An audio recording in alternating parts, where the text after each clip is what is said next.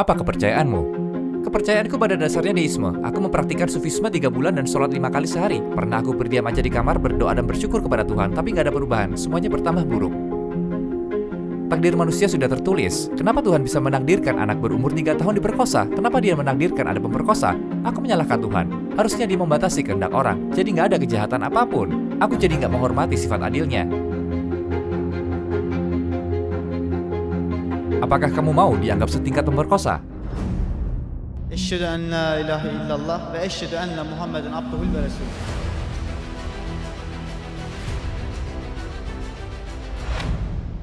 Apakah kamu keberatan jika video ditampil di YouTube? Nggak ada. Topik kita hari ini tentang kepercayaan. Apa kepercayaanmu? Kepercayaanku basisnya deisme. Maksudnya aku percaya keberadaan pencipta. Alam semesta ini luas, nggak mungkin wujud sendiri. Aku setuju ada pencipta, tapi aku nggak menghormati sifat adilnya. Aku nggak tahu ya, mungkin aja karena aku cemburu. Ada orang seumuranku punya mobil BMW dan Porsche. Dan aku berpikir, kenapa mereka punya? Kenapa aku nggak? Mereka nggak sholat, nggak berpuasa, nggak berzakat, dan seterusnya. Jadi aku bingung. Sedangkan aku melakukan semua hal ini. Walaupun aku mengeluh, aku tetap melakukan semua ini. Walaupun aku bertato karena diingatkan seorang kawan, aku mempraktikkan sufisme 3 bulan dan sholat 5 kali sehari, tapi nggak ada perubahan. Semuanya bertambah buruk. Aku jadi berpikir, Rob yang Maha Kuasa, aku mengabdi di hadapanmu. Aku berterima kasih. Pernah aku berdiam aja di kamar untuk berdoa dan bersyukur kepada Tuhan, tapi entah kenapa nggak ada perubahan. Semuanya bertambah buruk. Kulihat orang-orang yang nggak sholat dan nggak bersyukur tetap sukses. Aku jadi bertanya, apakah ini keadilanmu? Seperti kamu tahu, di negara ini terjadi pemerkosaan anak-anak. Aku bilang, Tuhanku, engkau maha besar, maha berkuasa, maha kuat. Kenapa engkau nggak bertindak? Bisakah dibilang gara-gara semua ini kamu jadi penganut deisme? Ya, bisa. Oke bro, aku lihat kamu tulus, jujur. Terima kasih. Jadi kamu tulus nih, dan juga sepertinya berterus terang. Pertanyaanku, kalau aku berhasil menjawabmu dengan jelas dan logis, maukah kamu masuk Islam lagi? Tentu saja, kalau kamu berhasil. Kenapa enggak? Ketika terjadi hal yang kamu ceritakan, ada yang jadi kaya dan waktu itu walaupun aku muslim, dia enggak, aku lebih miskin dari dia. Dan kedua, banyak kejahatan di dunia. Dan kamu juga bilang ada orang menyakiti orang lain. Sekarang kita lihat ya, apakah kedua hal ini bukti kesalahan Islam dan Al-Quran? Bagi aku iya, karena kawanku yang kubilang tadi berkata, semakin kamu yakin, semakin kamu mensyukuri Tuhan, semuanya akan makin mudah. Seperti itu katanya. Aku nurut aja karena aku percaya dia. Ketika aku nurut, ternyata nggak ada yang berubah, semuanya bertambah buruk. Setelah itu aku jadi berpikir seperti yang kubilang. Aku ngerti yang kamu bilang, mungkin kita perlu memahami dengan benar. Kamu tahu nggak, dunia itu tempat pelatihan manusia. Kalau ke perpustakaan, kita nggak bilang, oh hening sekali di sini. Dan kita nggak berpikir keheningan di situ buruk kan? Perpustakaan memang harusnya hening karena harus begitu. Atau kalau kita ke tempat kebugaran, melihat orang capek berolahraga, melihat orang berkeringat, kita nggak mungkin bilang itu tempat jahat. Sebaliknya, masuk akal terjadi seperti itu karena itulah tujuan tempat-tempat itu. Orang jadi kuat dengan berolahraga, mereka jadi berotot. Senada, jadi apa tujuan penciptaan dunia? Tujuannya mendidik manusia lebih baik. Manusia diturunkan ke dunia untuk pendidikan dan pengembangan spiritual. Seperti ujian aja. Kalau kita lihat kenapa ada ujian, kita bisa berpikir. Seperti pengembangan fisik yang terjadi di tempat kebugaran, kesulitan dan masalah adalah tanda pengembangan. Jadi masalah di dunia adalah bukti pengembangan spiritual manusia. Artinya ia adalah indikator. Jadi sebagaimana logika sebelumnya, bioskop yang hening itu pertanda baik. Kalau begitu, masalah di dunia, kalau ternyata lebih banyak bagi muslim yang mengerti Islam, adalah indikator pengembangan spiritual. Tujuan penciptaan dunia adalah untuk mengenal Tuhan. Dan dengan kesabaran dan ujian, jadi meningkatkan pengembangan spiritual. Memang seperti ini adanya. Sadarilah kamu mengatakan bahkan setelah aku lebih banyak beribadah, hasilnya lebih buruk. Tapi seperti kita bilang tadi, harus ada kesulitan yang dialami di dunia, agar kita dapat belajar. Dan bukan hanya terkait kesuksesan duniawi aja, aku juga punya contoh lain. Contoh yang buruk, tapi aku akan jelaskan. Terkait anak berumur 3 tahun itu, contohnya memang ada penjahat pengecut di negara kita yang beraninya menyakiti anak kecil. Kita bilang Tuhan itu maha besar. Kenapa Tuhan yang maha besar nggak menolong anak kecil itu? Apa dosa anak berumur 3 tahun itu? Sehingga dia harus diuji sedemikian rupa. Aku ingin bertanya setulusnya terkait hal ini. Dalam kasus ini, apakah kamu pikir pemerkosanya yang bertanggung jawab dan bersalah? Atau sang pencipta, Allah? Aku pikir sang pencipta karena takdir si pemerkosa sudah ditetapkan. Takdir itu berbeda. Nanti kita diskusikan juga. Penetapan takdir nggak meniadakan kehendak. Nanti kita diskusikan. Jadi, kenapa Tuhan menakdirkan seperti itu bagi anak kecil dan pemerkosanya? Aku paham, kamu berpikiran begitu karena kita belum mendiskusikan takdir. Mari kita diskusikan. Kalau kita lihat, ya, memang ada kekejaman. Kita bisa melihat manusia berbuat jahat. Kita bisa melihat manusia menyakiti manusia lain. Tapi kalau kita analisis, kita bisa melihat bahwa yang bersalah itu manusianya, karena manusia punya kehendak.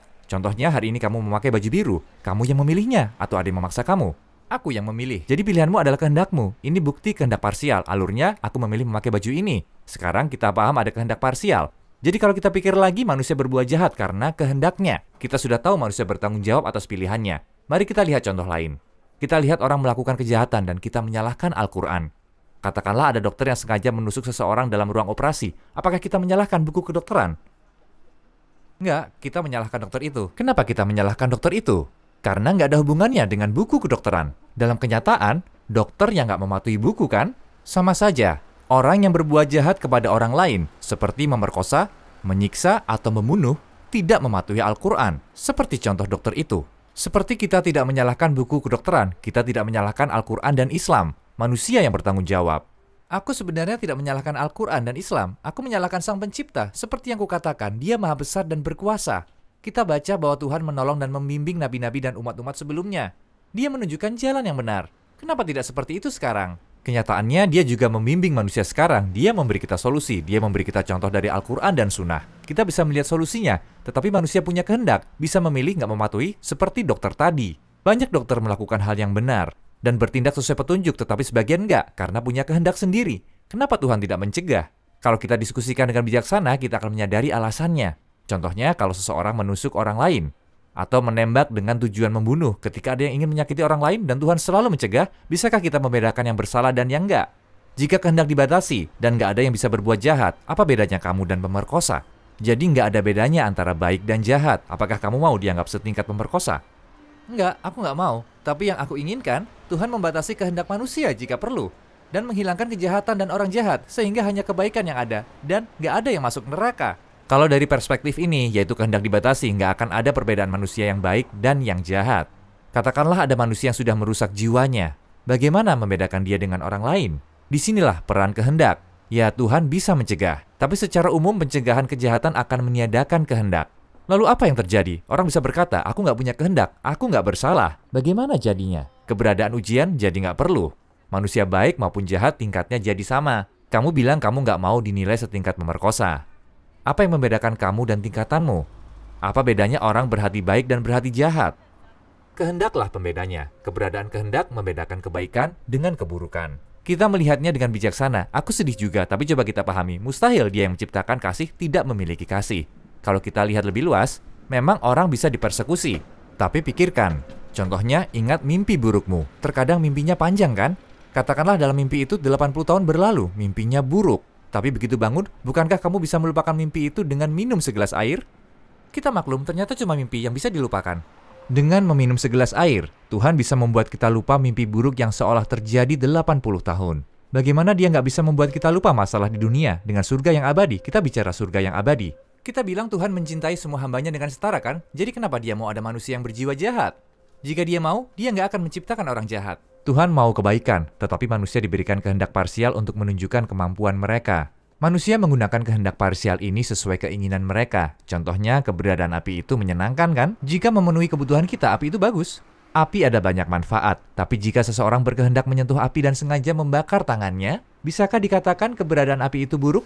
Nggak bisa. Kita nggak bisa bilang begitu karena nggak logis. Orang itu yang salah. Sama saja keberadaan kehendak yang parsial adalah karunia besar. Mereka yang berbuat baik dan jahat bisa dibedakan, dan keberadaan kehendaklah yang membedakan dan memberi nilai. Tetapi seperti orang membakar tangan atau menusuk orang, jika menyalahgunakan kehendak dengan membunuh atau menyakiti orang, bisakah kita bilang, penciptaan kehendak parsial lah yang jahat dan gak bermoral? Kenapa Tuhan menciptakannya? Seperti contoh api tadi. Kita gak bisa bilang begitu kan? Kalau melihat dalam konteks ini, kita bisa bilang, ya keberadaan kehendak itu bagus, ada banyak manfaat, tapi ada manusia yang jahat. Tetapi seperti sudah dibilang, ada akhirat. Kebahagiaan abadi di surga menunggu orang baik, dan orang-orang yang jahat yang membuat kamu marah, mereka akan dihukum dengan adil. Bayangkan seorang raja yang bisa menghukum dengan surga dan neraka. Kita bisa diskusikan takdir sekarang. Kita bisa pahami gini, takdir adalah pengetahuan Tuhan. Kita terkadang keliru antara pengetahuan dan pencegahan, seperti matahari yang memiliki banyak warna. Contohnya warna kuning dan merah. Dua warna ini berbeda. Serupa, Allah memiliki nama Al-Alim, nama Allah yang mengetahui. Kita bisa memadankan takdir dengan nama ini. Namanya yang lain adalah Al-Qadir. Misalnya tindakannya menciptakan. Dia mengetahui, tapi apakah Dia mencegah? Kita keliru tentang dua konsep berbeda, seperti dua warna matahari.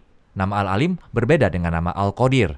Jadi kita bilang bahwa Tuhan mengetahui sesuatu tidak berarti Dia akan mencegah dan memaksa kita. Kedua hal ini berbeda. Lalu kenapa perbuatan kita adalah salah kita walaupun sudah ada takdir? Bukan seperti itu pemahamannya. Tuhan sudah menakdirkan suatu hal karena Dia tahu kita akan melakukan hal itu. Kita akhiri dengan contoh kecil. Katakanlah dua mobil datang dari sisi berlawanan. Kita hitung secara matematis. Kita hitung dan kamu bilang mereka akan bertabrakan dalam 8 detik. Kamu tulis di atas kertas dan tabrakan terjadi terlihat jelas. Karena kamu sudah menulis di atas kertas, bisakah yang tabrakan mengatakan, kami bertabrakan karena tulisan kamu, jadi kamu yang salah? Nggak bisa, karena tabrakan pasti terjadi, ada atau nggak ada tulisan. Kamu lihat pasti terjadi tabrakan berdasarkan pengetahuan kamu, lalu kamu tuliskan. Tulisan kamu berdasarkan pengetahuan kamu. Pengetahuan berdasarkan hal yang diketahui. Sama saja, Tuhan menentukan takdir kita bergantung kepada peristiwa yang terjadi. Kita tidak melakukan sesuatu karena Tuhan tahu, tapi Tuhan tahu apa yang akan kita perbuat. Dan Dia menakdirkannya, seperti contoh tadi. Artinya, takdir harus kita pahami seperti ini. Jadi, jika seseorang melakukan kejahatan, tanggung jawab ada padanya. Apakah semua sudah jelas? Sangat jelas. Alhamdulillah. Saya paham, sangat jelas sekarang. Seperti yang saya katakan, saya selalu percaya Tuhan itu ada. Alam semesta begitu besar, nggak mungkin tercipta sendiri. Nggak mungkin sama sekali. Cuma ada hal-hal yang membuat aku bingung. Bagaimana? Apakah kamu mau masuk Islam lagi? Ya, aku mau. Kamu ingat 2 kalimat syahadat kan? Ingat, tentu saja. Eşhedü en la ilahe illallah ve eşhedü enne Muhammeden abduhu ve resulüh.